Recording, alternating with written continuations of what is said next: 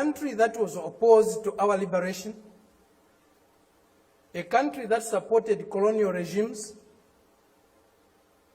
the apartheid regime in South Africa, the white racist minority regime in Zimbabwe, now Rhodesia, now Zimbabwe,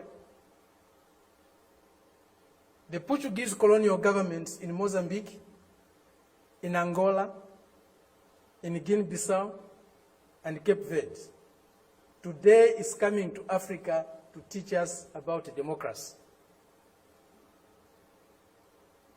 A country that has toppled so many governments in Africa, that has led so many coups in Africa and other parts of the world, a country that has killed so many of our leaders in Africa and other parts of the world, the killers of Patrice Lumumba, those who toppled Kwame Nkrumah, those who killed Nasser, those who killed Muammar Gaddafi, today are coming to teach us about democracy.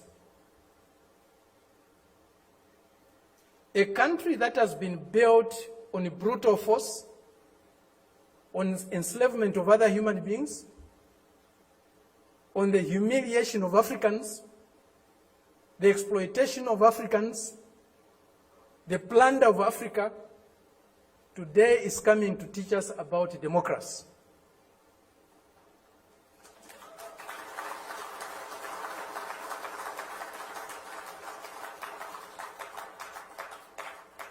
That's the arrogance, the imperialist arrogance, the racist arrogance that we are subjected to. We cannot have democracy where there is hegemony of the strongest, mightiest imperialist power. We cannot have democracy where a country's resources, a country's decisions are dictated to by another country. A country that is dominated by another country cannot be democratic. A country that lacks sovereignty cannot be democratic. A people that cannot decide for themselves cannot be democratic. A colony, a neo-colony cannot be democratic. That's why today, even at the United Nations, membership is on the basis of sovereignty. Only sovereign nations can be members of the United Nations, because only sovereign nations can decide for themselves. A colony cannot be a member of the United Nations. It's not by accident. It's not a mistake. If you have no respect for the dignity of others, if you have no respect for the sovereignty of other countries, you cannot claim to be a champion of democracy. They used to say, all roads lead to Rome. Today, we can confidently say, all roads to progress, all roads to what is better for humanity leads to Beijing.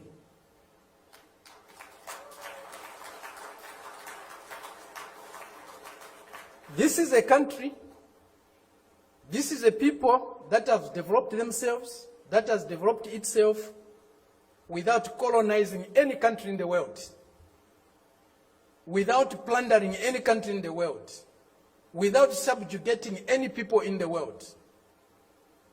This is a country that is developing with maximum respect for others, for their history, for their cultures, and recognizes the diversity that is there in civilization.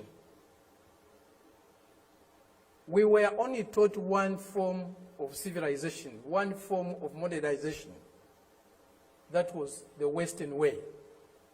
Westernness was a measure of how civilized how modern you are, we reject that. We reject it because it's not correct.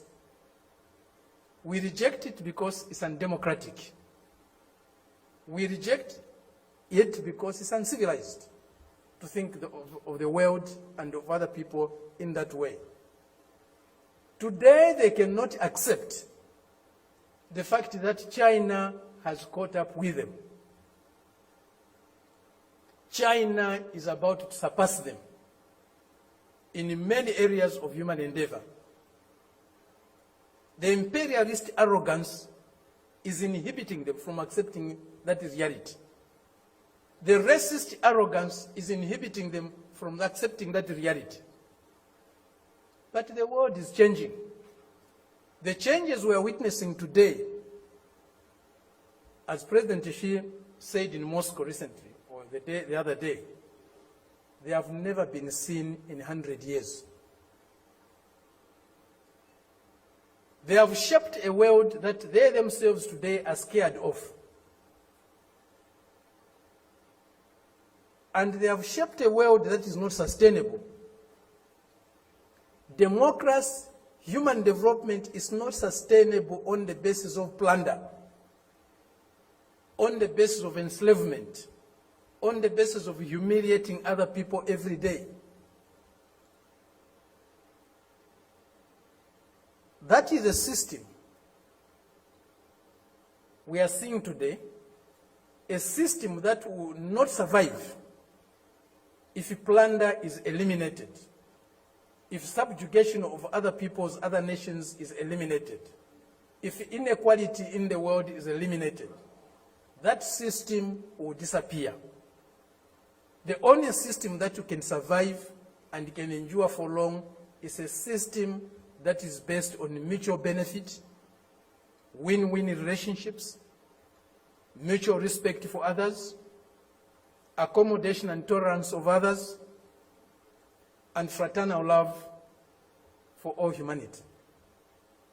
This is what we find in China today. This is what China's example is showing us.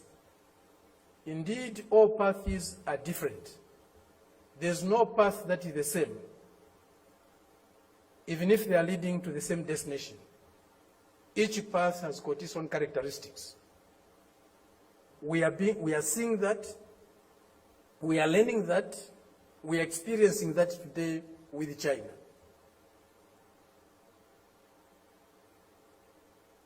There are many things that need to be done.